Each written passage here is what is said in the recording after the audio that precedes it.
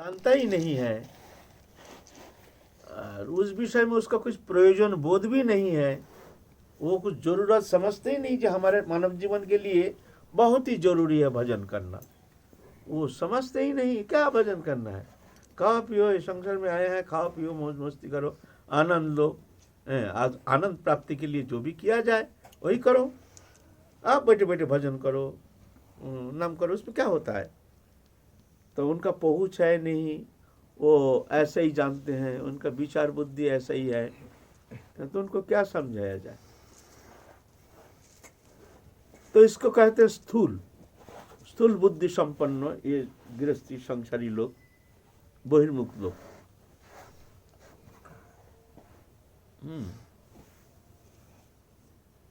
इनके लिए अलग सत्संग, इनके लिए अलग भजन पद्धति। इनके लिए भजन क्या है, जैसे मान लो बच्चा जानता ही नहीं है पढ़ाई क्या होता है, पढ़ना क्या होता है, क्यों पढ़ेंगे। पढ़ना तो एक उनके लिए बड़ा झंझट होता है। मैया बैठाते हैं पढ़ो, अरे मैं ये क्या दिया है, बोलते हैं ये हाथ घुमाओ, ये का खा ग, ये क्या करें, ये एक बड़ा विरक्तिकर कष्टदायक होता है। मैया डांटते हैं, नहीं बैठो। अब क्या करें, उनका डांट खाकर भय के मारे बैठते हैं। बच्चा बैठता है, उसका कोई प्रयोजन बोध है नहीं, भय के मारे जब मैया डांटेंगे मारेंगे नहीं तो खाने नहीं देंगे, इसीलिए वो बैठता है। उसका प्रयोजन बोध उसको मालूम नहीं है। तो ऐसे ही स्थूल संसारी ऐसी भी बुद्धि संपन्न है, उनके लिए ऐसा कहा जाता है, तुम ऐसा करोगे तो तुम्हारा मंगल होगा, तुम्हारा अकल्याण जितना है नष्ट हो जाएगा, तुम्हारा अमंगल नष्ट हो जाएगा, तुम्हारे जो ऐसे जब अमंगल दिखता है, आदि व्याधि उपाधि दुख दैन्य ये जो दिखता है ना, ये सब नष्ट हो जाएगा। तो कष्ट दूर करने के लिए वो सोचते ठीक है तो हम भी थोड़ा भजन कर लेंगे। अगर ऐसा होता है तो उनको लोभ दिखा करके शास्त्र आदि क्या करते हैं, उसको फलश्रुति दिखाते हैं। इसको ये करने से, ये देवता का उपासना करने से ये होता है, ये देवता का उपासना करने से ये मिलता है, इसमें संसार सुख मिलता है, इसमें स्त्री पुत्र परिवार सुख रहते हैं, ये अनुष्ठान करने से इसमें पुत्र कन्या होता है, जिसका पुत्र नहीं पुत्र होता है, जिसका कन्या नहीं कन्या होती है। ऐसे लोभ दिखाते हैं, इसमें धन होता है, ये उपासना करने से, ऐसे करने से धन होता है। तो धन का लालच से, सुख के लालच से, उनका उद्देश्य भजन नहीं, उद्देश्य है सुख लालसा लेकर के सुख प्राप्ति के लिए जो भी करने के लिए कहते हैं सब पंडित लोग, तो वो सोचते हैं ये करने से अगर ऐसे होता है तो फिर हम ऐसे ही करेंगे। इसको कहते हैं स्थूल। स्थूल ही धीरे धीरे भजन करते करते उसका एक स्वभाव बन जाता है। फिर धीरे धीरे सत्संग के माध्यम उसका ज्ञान होता है, आगे बढ़ता है। एकदम ही करता नहीं है, थोड़ा तो कुछ तो करेंगे। इसको कहते हैं स्थूल। और इसके लिए अलग सत्संग, इसके लिए अलग भजन। इनके लिए अगर कहा जाए ये भगवान ऐसे हैं, हम भगवान के अंश हैं, संसार अनित्य है, संसार मिथ्या है, शरीर अनित्य है, ये कुछ सुनेगा ही नहीं, मानेगा ही नहीं, क्या बोल रहे हैं, क्या बक रहे हैं, ये माथा खराब हो गया, वो मानेगा ही नहीं। इसके लिए उनको ऐसे ही उपदेश किया जाता है, तुम ऐसा करो, ऐसा करने से ऐसा होता है। जैसे बच्चों को का लिख दिया जाता है, बच्चा पढ़ना आता नहीं है, लिखना आता नहीं है, तो हाथ घुमाओ उसके ऊपर, वो अनमना होकर हाथ घुमाता है, अनमना होकर, नहीं तो खाने को नहीं मिलेगा, मैं ये खाने नहीं देंगे, डांटेंगे। तो ऐसा ही पहले स्थिति में जो स्थूल के लिए जो भजन है वो एक प्रक्रिया मात्र। गुरु ने कह दिया ये करने से तुम्हारा बड़ा कल्याण होगा, अच्छा होगा, ठीक है, कोई रकम माला लेकर के थोड़ा सा जो भी हो कर लिया, और सोचते हमारा भजन यही भजन है, इसमें हमारा कल्याण हो जाएगा। फिर आया प्रवर्तक। प्रवर्तक कहते हैं उसको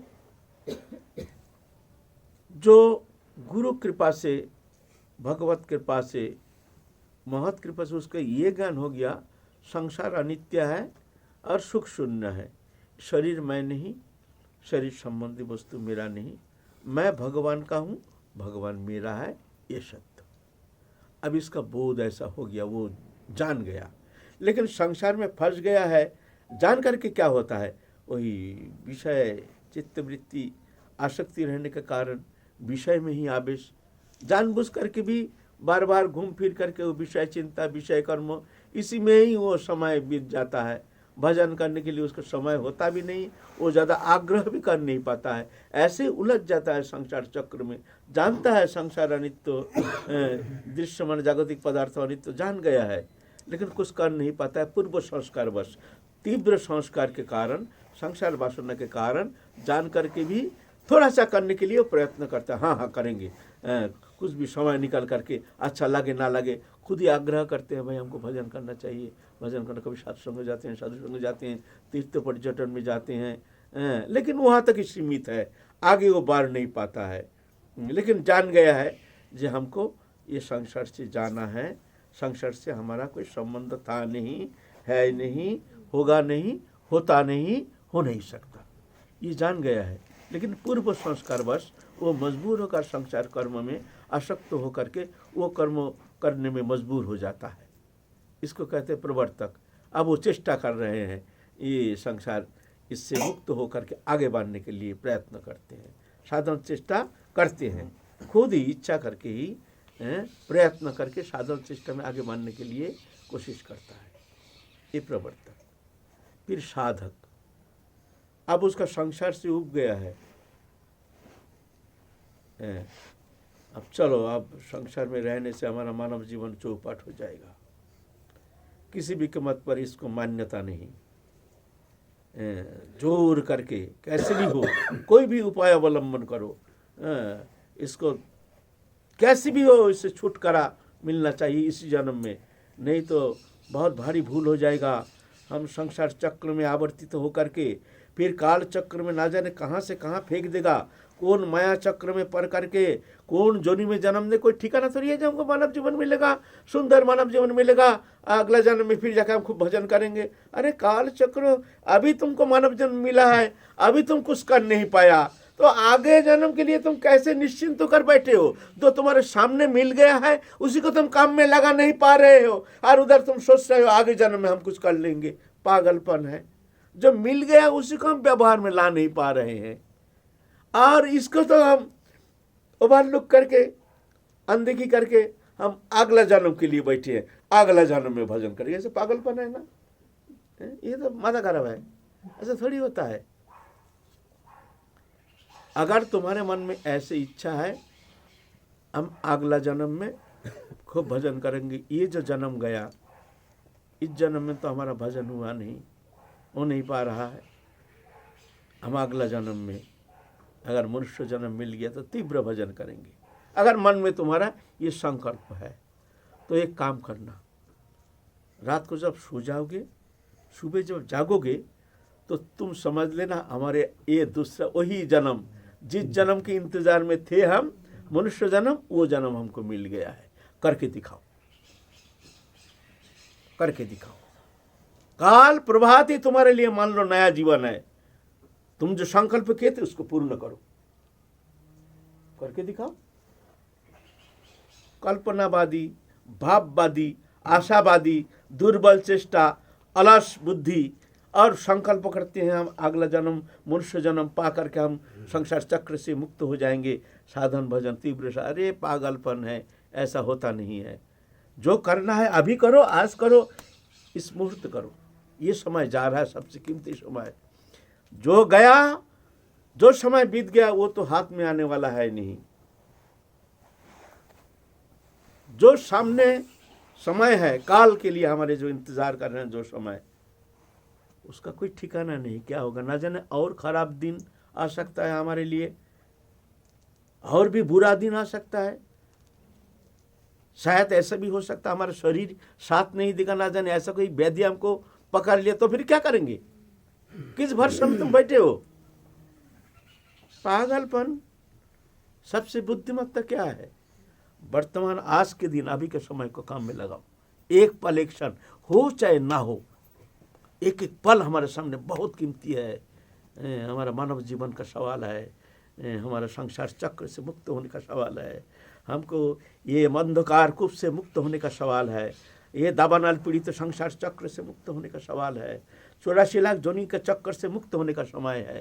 ये मानव जीवन भगवत परम आनंद धाम प्राप्त करने का ये तुम्हारे लिए सुवर्ण सुजोग आया है, ये मानव जीवन, इसका तुम अवहेलन कर रहे हो और संकल्प करते हो अगला जन्म तुमको मिलेगा, उस समय तुम भजन करोगे।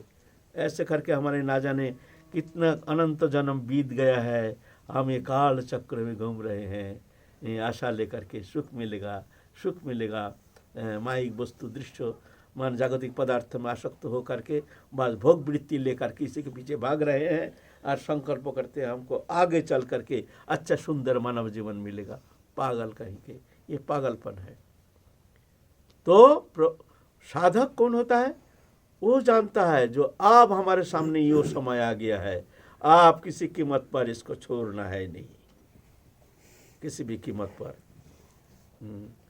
अश्वत्थमेनं शिबिरमूलम असंग शस्त्रेण दृढ़ चित्ता तदपदं तत्परिमार्गितव्यं जस्मिन् गता न निवर्तन्ते भुवो तमेव चाद्यं पुरुषं प्रपद्य जत प्रवृत्ति प्रसिता पुराणी। ये अश्वत्थ संसार रूप अश्वत्थ वृक्ष को सुबिड़ असंग शस्त्रेण, असंग माने तीव्र वैराग्य, वैराग्य माने अनासक्ति, वैराग्य माने घर छोड़ना नहीं, कोई आसक्ति नहीं, माने भगवत चरण प्राप्ति बगैर हमारा मन में कोई संसार के कोई वस्तु पदार्थ के प्रति किंचित मात्र आसक्ति नहीं रहने का नाम है वैराग। वैराग माने सब गलत करते हैं, घर छोड़ने का नाम है वैराग। घर छोड़ के कहाँ जाओगे तुम? वहाँ भी घर में ही रहना पड़ेगा हमको, घर में रहना नहीं पड़ रहा है। एक घर छोड़ के आओ, अगर घर बनाने के चक्कर में पड़ जाते हैं, घर तो छोड़ के आया है, इधर आके एक आश्रम बनाना है। अरे भाई पागल है, तुम घर छोड़ के क्यों आया? आज घर बनाने का चक्कर में पड़ रहे हो, और घर बनाना है तो घर छोड़ा क्यों? घर छोड़ा तो घर बनाता क्यों? इच्छा बोलिए बाबा, ये पागलपन है ना, धोखाबाजी है ना। एक घर छोड़ के आए हैं और आज हम घर बना रहे हैं, नया घर, आश्रम। वो घर नहीं कहते हैं, आश्रम कहते हैं।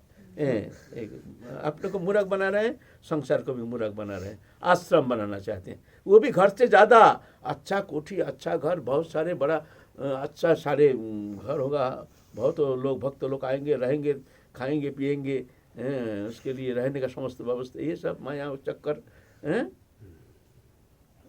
तो बोलते हैं ना, असंग शस्त्र दृढ़ चित्ता, तीव्र वैराग्य रूप अस्त्र के द्वारा ये संसार जो वासना मूलक जो ये संसार है, इसको छेदन करना पड़ेगा तीव्र वैराग्य रूप अस्त्र के द्वारा।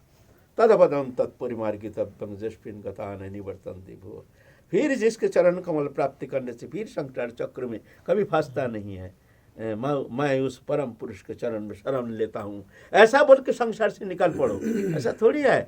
संसार में आदि व्याधि उपाधि को अनर्थ, संसार कलह, ये देख करके अशांति देख करके हम छोड़ के आए हैं, ऐसा थोड़ी है।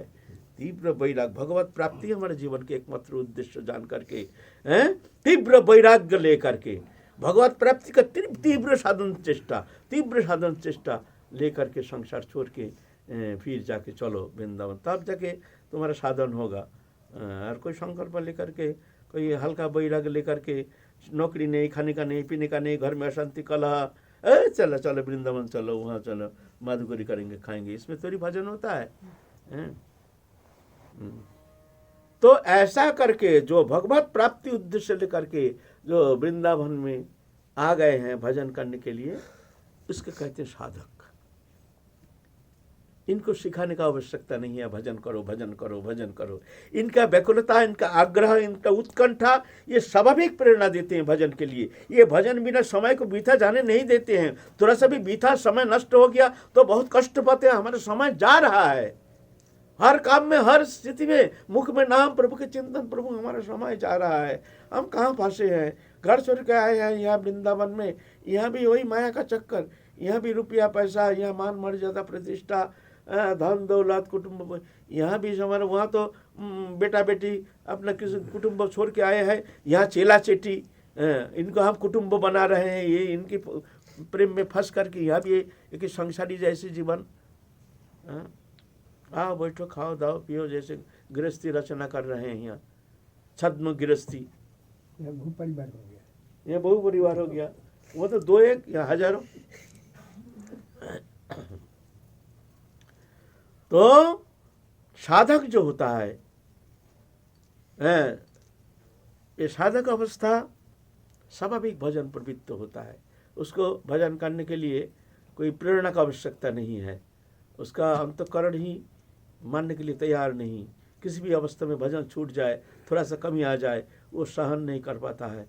ये हमारा समय बीता जा रहा है, हाय हाय मैं कहाँ जाऊँ, क्या करूँ, रोते हैं, राधा रानी के चरण में प्रार्थना करते हैं, हे राधा रानी करुणामयी हमको बचाओ ये चक्र से, हमको बचाओ। ऐसा करके फिर शरण लेते हैं राधा रानी के, अनन्य शरण। अनन्य चित जो मंग शरति नित्यश तस्यांग सुलभ पार्थ नित्य युक्त जोगिना ममोवित्त तो कर्मण्य। ऐसा एक श्लोक है। अनन्य चित, अनन्य भाव से जो राधा रानी के शरणागत होकर हर समय के लिए राधा रानी के चिंतन करते हैं, वो बहुत सुलभ हो जाता है, तब उसके लिए सुलभ हो जाता है राधा रानी के चरण प्राप्ति करना। लेकिन अनन्य चित्त होना ही तो मुश्किल। जिस चित्त वृत्ति में हम श्री राधा रानी को बैठेंगे, वहाँ तो दान दौलत, मठ मंदिर, मान प्रतिष्ठा, प्रचार, ना जाने क्या क्या रूप लेकर के वहाँ बैठा है हमारे चित्त वृत्ति में। वहाँ तो कुछ रहना नहीं चाहिए, वहाँ तो सिर्फ हम ठाकुर जी और हम रहेंगे। वहाँ तो किसी कोई स्थान नहीं जगत का। वहाँ उस कोठरी में बस हम और हमारे ठाकुर जी, हमारे राधा रानी, बस ऐसे। वहाँ दुनिया का कोई वातावरण का कोई प्रवेश नहीं। ऐसे चित्त वृत्ति लेकर के अनन्य भाव से दिन नहीं रात नहीं जो प्रचेष्टा में लगे हैं, राधा रानी चरण प्राप्ति ही जीवन का एकमात्र उद्देश्य मान करके, जी जान दे करके, काया मन वचन से जो हरिभजन में लग जाते हैं, इसको कहते हैं साधक। साधक की अवस्था है, साधक अवस्था है। स्थूल प्रवर्तक साधक, स्थूल प्रवर्तक फिर साधक। इसके बाद सिद्ध जी जिस अवस्था में प्रेम प्राप्ति करके राधा रानी के साक्षात दर्शन करके जड़ चेतन ग्रंथि मुक्त हो करके दिव्य स्वरूप प्राप्त करके शरीर में रहते हैं, लेकिन सिद्ध अवस्था जहाँ जाने से फिर कभी जदगत्ता न निवर्तन्ते तद्धम परमं मम, जहाँ जाने से जिस स्थिति प्राप्त करने से फिर संसार में कभी लौट के आता नहीं है, यह सिद्ध अवस्था।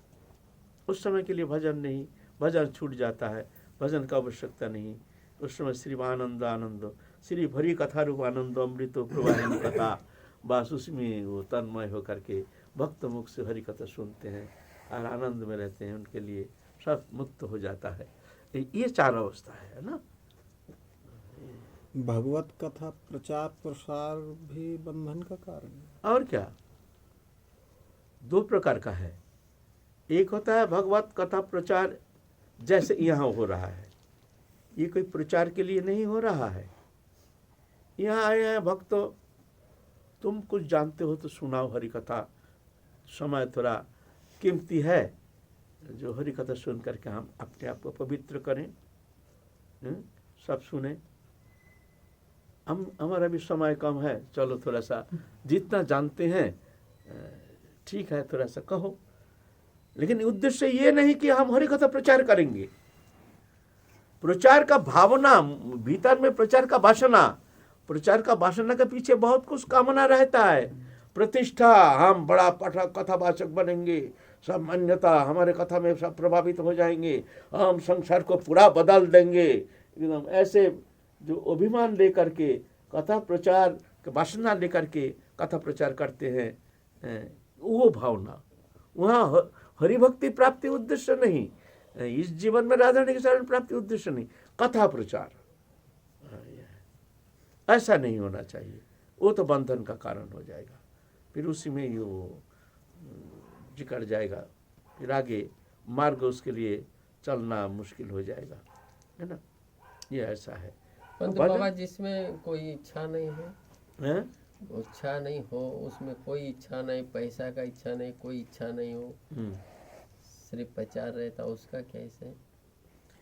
वो इच्छा नहीं तभी होती है जब जाकर के उसका भगवत प्राप्ति के लिए उसका अंतःकरण एकदम तरसता है, अच्छा नहीं लगता है, तभी जाकर के उसका समस्त इच्छा नष्ट हो जाता है। जब तक ऐसी स्थिति नहीं होती है तब तक जाके कुछ ना कुछ वासना तो रहेगा ही। कुछ वासना है तो जाके हमारी वो तीव्र इच्छा भी नष्ट हो जाएगा। एक तरफ वासना, एक तरफ भगवत प्राप्ति की इच्छा। भगवत इच्छा तीव्र होती है तो वासना भी नष्ट हो जाता है, वासना की तरफ मन जाता है, भगवत इच्छा भी क्षीण हो जाता है। ये प्रक्रिया है। इसीलिए देखना चाहिए कैसे भी किसी भी स्थिति पर मन हमारा कोई विषय, भगवत बहिर्मुख विषय, जिस विषय आकृष्ट होने से हमारा भजन छूट जाता है, उसी में कभी ध्यान नहीं देना चाहिए, आकृष्ट नहीं होना चाहिए, बचे रहना चाहिए।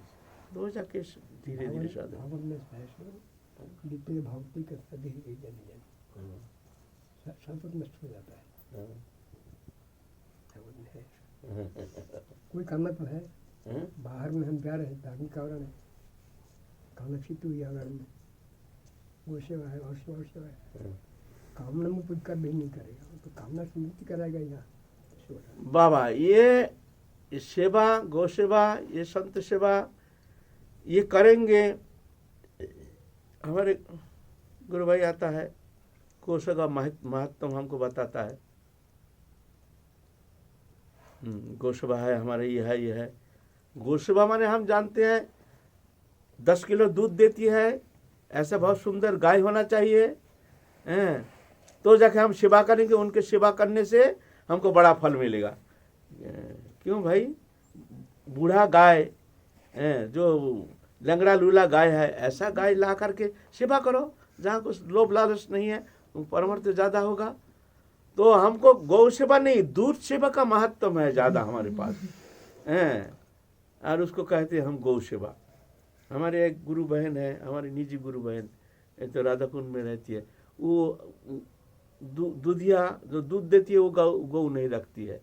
लंगड़ा लूला, एक्सीडेंट हुआ, बूढ़ा, ऐसे ऐसे गाय को संग्रह करके वो सेवा करती है। अभी पद्मश्री वो पाने वाली है, पद्मश्री अभी पाई। हमारी गुरु बहन है, सुदेवी नाम के एक जर्मनी महिला। तो देखो यह है गौ सेवा, इसमें परमार्थ परम कल्याण होता है। लेकिन गौ सेवा का नाम और अपना काम विदेशी है बाबा, विदेशी है।